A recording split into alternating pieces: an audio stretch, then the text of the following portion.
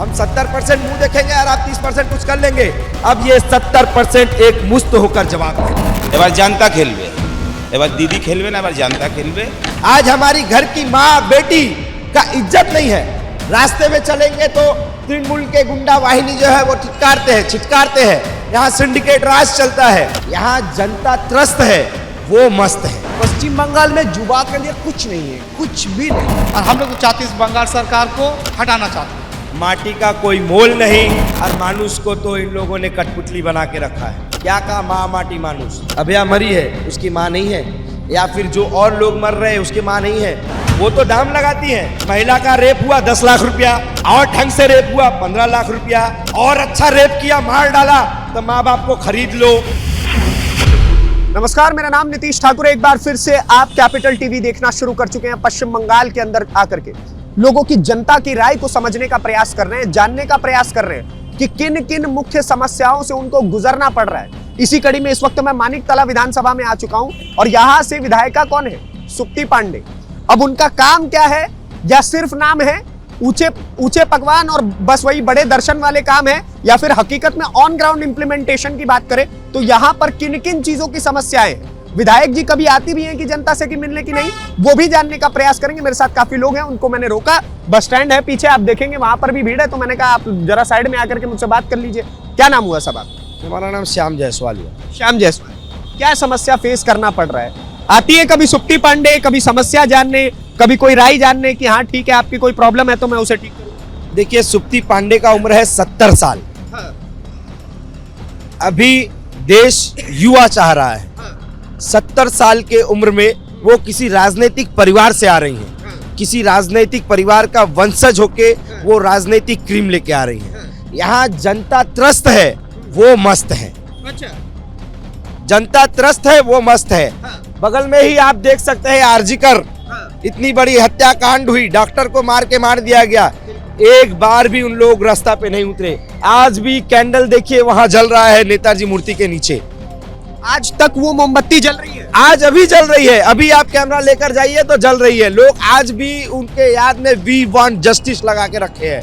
क्यों जानते हैं कि उनको न्याय नहीं मिला। आज हमारी घर की माँ बेटी का इज्जत नहीं है। रास्ते में चलेंगे तो तृणमूल के गुंडा वाहिनी जो है वो छिटकारते हैं। यहाँ सिंडिकेट राज चलता है।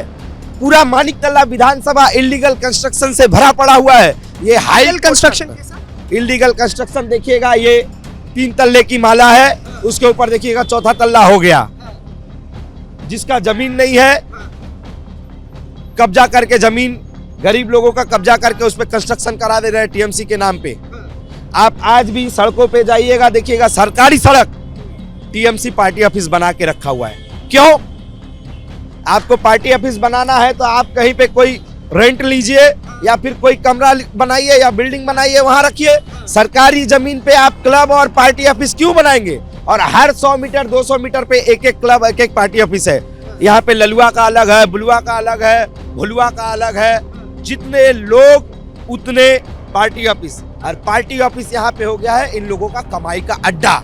इसीलिए वो अलग अलग एक एक वेंचर है, अलग अलग वेंचर, अलग अलग कमाई। एक ही बिल्डिंग में 3 बार जाते हैं। आप लोलुआ के दिए 10,000 रुपया तो हमको 5,000 दीजिए, उसको 7,000 दीजिए।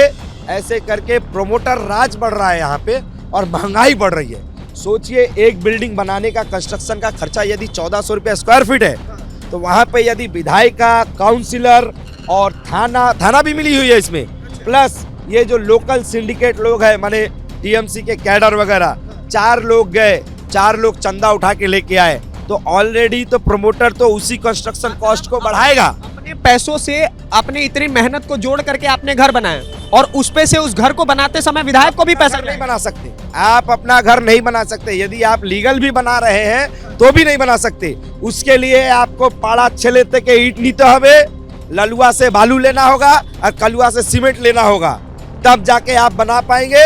प्लस आपका এই ক্লাব का नाम में इतना टाका चाँदा दीते হবে বা ওই ক্লাবের নামে এত টাকা চাঁদা দিতে হবে, অমুক পান্ডের নামে এত টাকা সিন্ডিকেট দিতে হবে, অমুক কাউন্সিলরকে এত টাকা দিতে হবে। बाद में थाना आएगा, আপনি রাস্তা বানাচ্ছেন, ঘর বানাচ্ছেন, আমাদেরও খরচা দিয়ে যেতে হবে। अच्छा, एक चीज मुझे बताइएगा, यहाँ पर जिस जगह पर हम खड़े हैं, यहाँ से कुछ ही दूरी पर आरजीकर मेडिकल कॉलेज है। वहां पर इतनी बड़ी हिंसा हुई, यहां से विधायिका जो है वो महिला विधायक, ठीक है, आपके राज्य के मुख्यमंत्री महिला, कभी आई नजर मारने कि यहाँ पर जो अन्याय हो रहा है, जो प्रोटेस्ट हो रहा है, उस पर कोई बोलना, या फिर जो पांडे हैं, पांडे साहब जो हैं वो आकर के बोली? वो तो दाम लगाती है। महिला का रेप हुआ 10 लाख रुपया, और ढंग से रेप हुआ 15 लाख रुपया, और अच्छा रेप किया, मार डाला, तो माँ बाप को खरीद लो। इस तरह का यहाँ राजनीति है। उसके माँ बाप को खरीदने का कोशिश किया गया। आज अभया के माँ बाप को खरीदने का कोशिश किया गया। मुख्यमंत्री ने खुद मंच से स्वीकार किया है कि অমুক জন মারা গেছে, আমি ওর পরিবারকে একটা কম্পেনসেশন দিতে চাইছিলাম 10 लाख টাকা। क्यों? अरे एक महिला मर गई है, आप महिला मुख्यमंत्री है, आप भी आती बोलती कि क्यों हुआ, कैसा हुआ, सारे कल्पिट्स को पकड़कर आप जेल में डलवाती। आप वो नहीं करती हैं। आप जो नौकरी चला जाता है युवाओं का, यहाँ पे युवाओं का नौकरी कौन पाता है? जो तृणमूल का झंडा होता है, जो पाड़ा का ललुआ बुलुआ कलुआ का होता है, ये जो साधन पांडे की सुप्ति पांडे है ना, और उनकी बेटी, ये सब जो क्लब है और अपने लोगों को, सिंडिकेट लोगों को अलग अलग जगह में नौकरी देके रखा है। कहीं फायर ब्रिगेड बोलिए, कहीं सिविक पुलिस बोलिए, हर जगह पे ये तृणमूल कैडर्स को भर के रखे हैं। और जो शिक्षित व्यक्ति है वो आज ओला, उबेर और रैपिडो चला रहा है। जिसने पढ़ाई लिखाई की वो स्विगी, जोमेटो, ओला, उबर जैसे एप्लीकेशंस पे 20-22 हजार रुपए महीना कमाएगा, और बाकी जो शिक्षित नहीं है, जो तृणमूल कांग्रेस का झंडा दूर। ये मंत्री ने कहा है, शिक्षा मंत्री ने कहा है कि नौकरी पे पहला अधिकार हमारे कार्यकर्ताओं का है। ये बयान है, ये ब्रात्यो बसु का बयान है, ये ब्रात्यो बसु का बयान है। शिक्षा मंत्री ऑन रिकॉर्ड मंच पे उन्होंने बोला है कि नौकरी पे पहला अधिकार हमारे कार्यकर्ताओं का है। हमने देखा है, कोर्ट ने जब लिस्ट मंगवाया तो हमने देखा है किस प्रकार तृणमूल के कार्यकर्ताओं के घरों के लोगों को नौकरी दिया गया। एक एक फेल लोग, बिना पर्ची भरे, बिना एग्जाम दिए लोग, एग्जाम को कैंसिल करा के पैसा दे देकर नौकरी किया इन्होंने। मैं आपके पास लौटता हूँ, आप बताइए क्या नाम हुआ? मेरा नाम राजा दास। क्या? राजा दास। राजा दास। राजा जी, जब यहाँ पर प्रोटेस्ट चल रहा था आरजीकर वाले मामले में, आप लोग भी गए होंगे प्रोटेस्ट? हाँ। उस रात की कहानी बताइए, जब वहां पर आते हैं कुछ लोग और आप लोगों के ऊपर तगड़ा हमला हुआ था, क्योंकि अटैक की वीडियोस तो हम सभी ने देखी, और वो लोग थे कौन, क्या पहचान? वो लोग सब तृणमूल के गुंडे लोग थे। हॉस्पिटल में आए, तोड़ भांग किए, जितने सबूत था सब लेकर चले गए, ठीक है ना। बहुत पुलिस वाले लोग उससे मिले हुए थे। अगर पुलिस वाले मिले हुए नहीं थे तो लोग तोड़ भांग करके भागते नहीं, वो लोग पकड़ा जाता। आज तक रिकॉर्ड भी नहीं आया कि लोग थे कौन। पुलिस आज तक इसकी कोई कार्रवाई भी नहीं की, कोई नहीं किया। सब जितने डॉक्यूमेंट थे सब लेके चले गए, सीसीटीवी फुटेज तोड़ भांग करके उनके डिस्क लेके चले गए। आज भी हम लोग जब याद करते हैं आरजीकर केस के लिए, आँख से आंसू गिरते हैं। हमारा क्यों, हमारे माँ बाप हम लोग के घर में है, वो लोग भी सोचते होंगे कि आज बंगाल में ये ऐसा हुआ, कल मेरे साथ होगा भैया, तो आप किसको खुलने जाएंगे, किससे हम लोग जाएंगे, किसके पास जाएंगे, जब पुलिस ही हमारे यहाँ पर हम लोग के साथ नहीं है, तो यहाँ का सरकार कैसे साथ है? देखिए लेजिट जब ये बात कर रहे हैं तो गला रूंध गया इनका, और इनकी आंखों में मतलब एक नमी आपको नजर आएगी, और वो सोच रहे हैं कि भाई अगर चलिए अभी हमने अपनी पीढ़ी गुजार ली जैसे तैसे, आने वाली जो पीढ़ियां हैं, आने वाली जो बेटियां हैं, क्योंकि बेटियां देखिए, बेटियां कभी भी किसी एक परिवार की नहीं होती है, बेटियां सांझी होती है, बेटियां पूरे समाज की होती है। और अगर उस समाज में किसी बेटी की सुरक्षा नहीं हो सकती, अभया जैसों को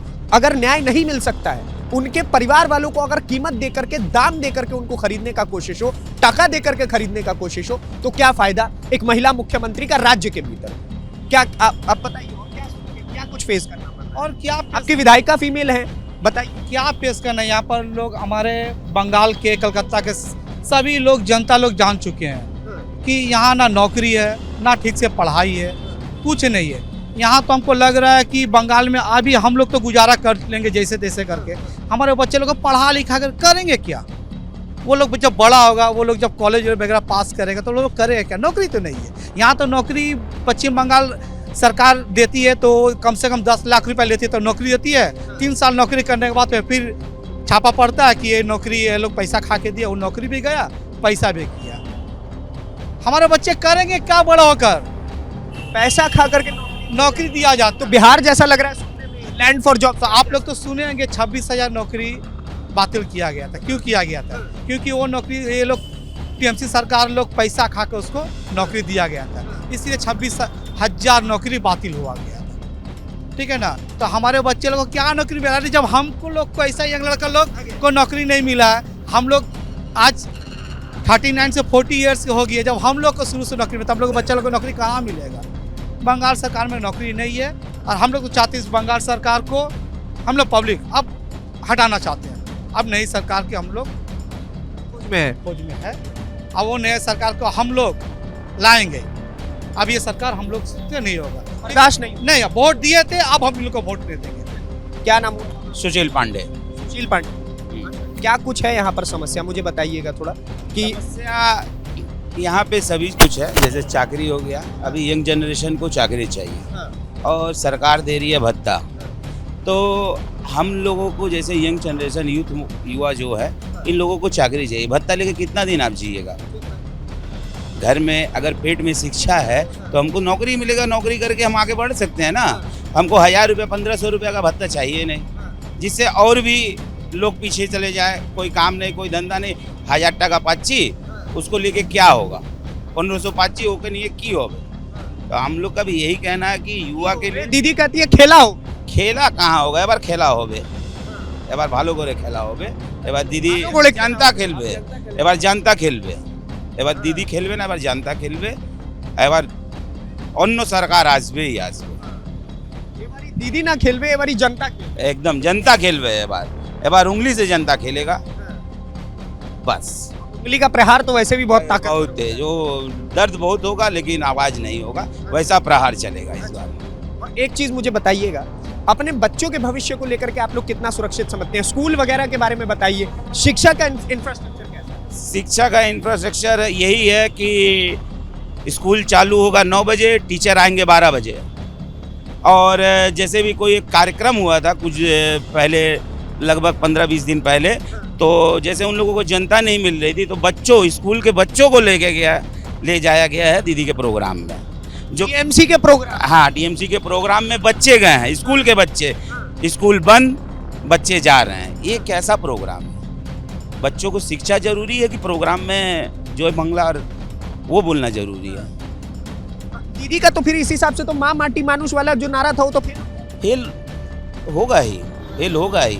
इस बार जनता उंगली से जवाब देगी। माँ दुखित है, माटी का कोई मोल नहीं, और मानुष को तो इन लोगों ने कठपुतली बना के रखा है। क्या कहा माँ माटी मानुष? जो अभया का बेटी मरी है, अभया मरी है, उसकी माँ नहीं है?